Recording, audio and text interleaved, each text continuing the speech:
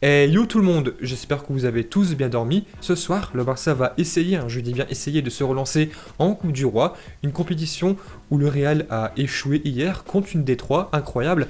Mais en attendant, on va se retrouver aujourd'hui pour le petit tour d'Europe. Et bien sûr, avant d'aller plus loin, intro. Yo tout le monde, on tourne mon Barça. Barbeau président. La vidéo est sponsorisée par OneFootball, la meilleure application dans le foot, la meilleure application même de l'univers, une application où tu peux tout faire, qui est bien sûr gratuite. Tu peux faire comme moi, mettre le Barça dans tes favoris pour ne rien louper, connaître l'actualité de tes ou de ton joueur favori. Pareil pour les clubs, moi forcément c'est le Barça, tous les matins, tous les après-midi, tous les soirs avant de me coucher, je regarde OneFootball, je vois s'il y a des informations très croustillantes à vous faire partager. Mercato, compo, blessure, bref, l'application fait tout, c'est gratuit et le lien est en description. Donc, hier soir, le Real a perdu contre une Détroit, 2-1, et je vais pas me moquer, non, je suis sérieux, je vais pas en rire. Parce que j'ai peur du karma, vu que le Barça est un petit peu, voire beaucoup bancal en ce moment. Voilà, je vais pas moquer. Même si j'en ai beaucoup envie, car hier soir, même ce matin, je reçois beaucoup de messages disant « Ouais, Barbeau, t'as vu, le Real s'est fait humilier ?» Oui, c'est vrai. Mais j'ai peur du karma. Donc le match du Real, je l'ai vu à 80%.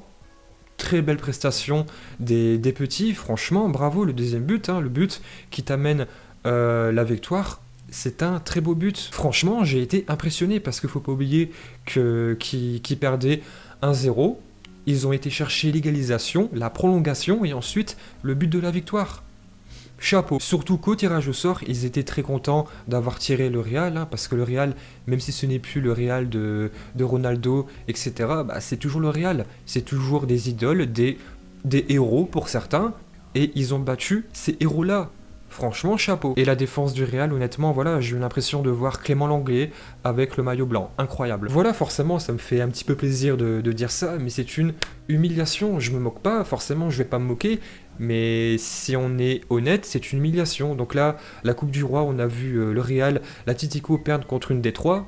Peut-être le tour du Barça ce soir. Donc voilà, on verra bien ce que Koeman propose ce soir comme animation, s'il y a Riqui Puig, quelle composition, une animation avec 3 défenseurs, 4 défenseurs, voilà, on sait pas, Koeman, il propose tout, mais pas forcément les bonnes choses. Donc voilà, on va attendre la composition de ce soir, si on voit enfin un grand Barça contre une Détroit, ça serait quand même le minimum. Et j'ai oublié de vous poser une question, j'ai pas compris pourquoi on n'a pas vu les Colchoneros en Super Coupe d'Espagne. Il y a eu le Real, le Barça, la Sociedad, Bilbao, voilà, je comprends pas pourquoi il n'y a pas eu l'Atlético. Voilà, dites-moi dans les commentaires si vous avez des renseignements sur le règlement. Voilà, honnêtement, je sais pas. Après, nous allons passer en France. Nous avons vu l'OM perdre contre Lens. Honnêtement, j'avais complètement oublié qui jouait.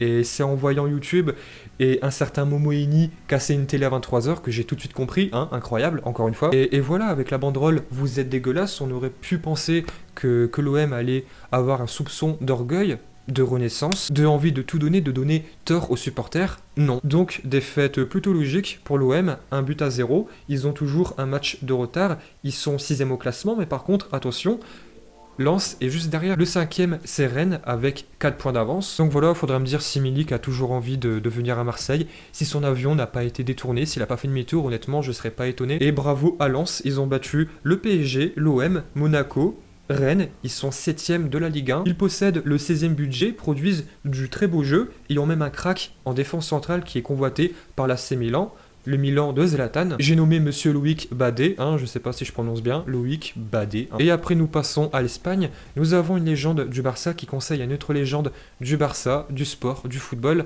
de partir de Barcelone pour le PSG. Monsieur Rivaldo qui conseille Messi. Et toi n'écoute pas. Le PSG serait une bonne option, une destination idéale pour Messi, d'abord parce que c'est un club très bien structuré et parce qu'il jouerait avec Neymar dans un championnat dans lequel il pourrait briller, certainement sans problème. Le niveau de la Ligue 1 est un peu plus faible que la Liga, voire beaucoup, Première Ligue. Donc il pourrait être géré sur le plan physique et ensuite arriver en très bonne forme en Champions League. Financièrement, peu de clubs peuvent s'offrir Messi et lui donner plus d'argent que le PSG. Ce serait une grande opportunité pour lui. Alors, j'ai vu beaucoup de commentaires concernant cette déclaration disant « Oui, Rivaldo a totalement retourné sa veste ». Vu que son discours avait été totalement différent avec Neymar, il y a maintenant 3 ans et demi, 4 ans, quand Neymar est parti à Paris. mais c'est un contexte totalement différent. L'âge est totalement différent. Neymar, quand il est parti à Paris, il avait 25 ans, il était encore en pleine possession de ses moyens pour tout casser, pour humilier encore les grandes défenses de Liga. Il avait encore le niveau extraordinaire pour faire ce qu'il voulait en Italie, en Espagne, en Angleterre. Voilà, pour moi, c'est assez différent. Là, Messi est quasiment en fin de carrière. S'il part au PSG cette année, il aura 34 ans. Hein. Il peut plus faire les différences comme avant. Son temps de réflexion est plus lent. Neymar, quand il est parti au PSG, il avait 25 ans. Voilà, pour moi, je suis désolé, c'est la vérité, c'est un gâchis. Parce qu'à 25 ans, il avait encore une belle équipe à Barcelone. Il y avait Messi encore en grande forme. Il y avait Suarez. Il y avait encore un petit peu Iniesta.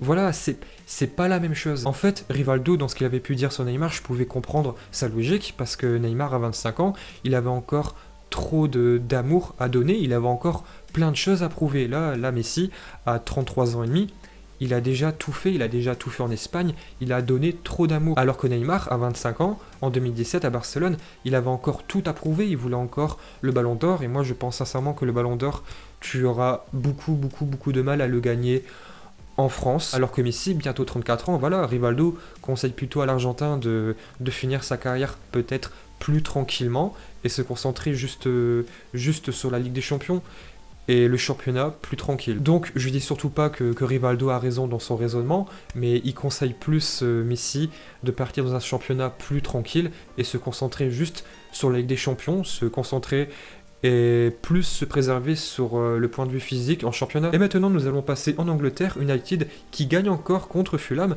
2-1, un très beau but de Pogba, magnifique, but aussi de Cavani. Donc on a vu Liverpool gagner le championnat au bout de plusieurs décennies d'attente. Nous avons vu Leicester en 2016, je pense, faire un exploit incroyable, inédit, où personne ne pouvait s'attendre. Nous avons vu Manchester City battre un record de points, 100 points je pense. Après nous avons vu plusieurs fois Chelsea, une équipe très homogène, gagner le championnat, une bonne défense. Arsenal, on attend encore, hein. Et moi ça me ferait plaisir de voir United gagner le championnat. Après je dis pas le contraire, ça serait bien aussi qu'un club comme Tottenham gagne le championnat, ça serait aussi beau, mais moi je suis très nostalgique, j'ai envie de voir un Manchester United, je l'ai vu plusieurs fois, gagner une nouvelle fois le championnat. Ça fait maintenant quasiment 10 ans qu'ils l'ont pas fait, je suis assez nostalgique et ça me ferait plutôt plaisir, ça serait très mérité pour une équipe qui retrouve son âme, je trouve, depuis que le Portugais Bruno Fernandes est passé du Sporting Portugal à Manchester, ça serait mérité, ça serait beau. Et après nous allons passer par un joueur que je n'aime pas, hein, Monsieur Ronaldo. J'ai pas envie d'en parler, mais en fait je suis obligé. Ronaldo, maintenant tout le monde le sait, je le porte pas dans mon cœur, je ne l'aime pas, mais à 54 ans, ce qu'il fait, c'est incroyable. Sur les 32 derniers matchs, 32 buts. Avec la Juve, il devient le meilleur buteur de toute l'histoire du football. Il a encore gagné un trophée hier, la Super Coupe d'Italie. Donc voilà, Pelé en sueur. Ronaldo, c'est 760 buts en carrière. Éternel respect, c'est incroyable. Donc moi, les comparaisons avec Messi, ça m'intéresse pas. Je suis pas dans cette idée-là de toujours comparer. Mais je te connais, t'es déjà en train de prendre ta calculette et vérifier les buts que Messi a marqué. C'est 730 buts, donc 30 buts en moins, avec 2 ans et demi en moins, en étant meneur de jeu, en étant plus à la création du jeu, donc je m'en fous pas trop en fait. Bref, les deux sont des légendes, 1490 buts à eux deux, en 20 ans de carrière, quasiment, c'est incroyable. Et honnêtement, qui peut s'asseoir à leur table, Messi et Ronaldo, et leur dire « Je suis meilleur que toi sur la longévité et régularité », il n'y a personne. Moi, je suis clair avec vous, je suis très honnête, Ronaldo, je l'aime pas, mais je suis obligé, en fait, je suis obligé d'être respectueux, d'être admiratif. Ce qu'il fait, c'est fou, il a toujours faim, il a toujours envie d'aller plus loin, c'est immense. Voilà, faut être honnête, le mec, il a 35-36 ans, il veut toujours plus, alors que t'en as, ça fait à peine plus d'un an qu'ils sont au Real, qu'ils ont à peine 27-28 ans et qu'ils sont déjà rassasiés. Et oui, je parle de monsieur Eden Hazard, je suis obligé. Après, là, peut-être en comparaison avec Ronaldo et Messi, c'est que c'est une question plus pour moi de sensibilité. Il y en a qui vont plus être admiratifs sur Ronaldo, le côté très costaud, mental, le mec qui veut s'imposer un petit peu partout, qu'il a régné en Angleterre, en Italie, en Espagne, le côté plus tueur, le côté mental, celui qui est peut-être un meilleur capitaine, plus charismatique, je respecte. Et moi en fait, je préfère un joueur comme Léo avec un talent plus plus fin, plus magique, quelqu'un avec une meilleure vision de jeu, quelqu'un qui a un toucher de balle unique, incroyable, quelqu'un qui est plus beau à voir jouer, parce que moi honnêtement, si tu me dis que demain Ronaldo arrête de marquer des buts, n'arrive plus à marquer, je vois plus en fait l'intérêt de regarder les matchs de Ronaldo, alors que si demain Messi ne marque plus, il y aura toujours une sensibilité, il y aura toujours quelque chose de plus magique qui pourrait se passer. Donc voilà, si toi tu me dis Ronaldo est le meilleur joueur de tous les temps, je vais pas te contredire parce que c'est pas que tu as raison, c'est qu'il y a des arguments très forts qui sont possibles. Et pour Messi, c'est la même chose. Donc voilà, il y en a beaucoup qui vont s'amuser à comparer les deux. Moi, c'est vrai que je le fais un petit peu, mais je suis plus dans l'admiration des deux. Les deux sont des monstres. Ils vivent dans la même époque, ils marquent leur sport en même temps. Et après, pour finir, je rajouterai que hier, M. Koeman a eu une réunion pour un éventuel mercato avec M. Tusquets, l'intérimaire président, avec aussi les candidats, M. Font, Laporta, vive Laporta, pour un éventuel mercato, hein, je dis bien éventuel vu que c'est la crise, il n'y a plus de sous, ils bouffent tout, et ce sont toujours bien sûr les mêmes noms qui reviennent sur la table. Garcia, Depay, qui je vous rappelle pourrait venir cet été gratuitement au Barça. Et puis voilà, ce soir on attend un très grand Barça. Bref, j'espère vous retrouver ce soir avec le sourire, 4, 5, 6-0, et en attendant, yo tout le monde.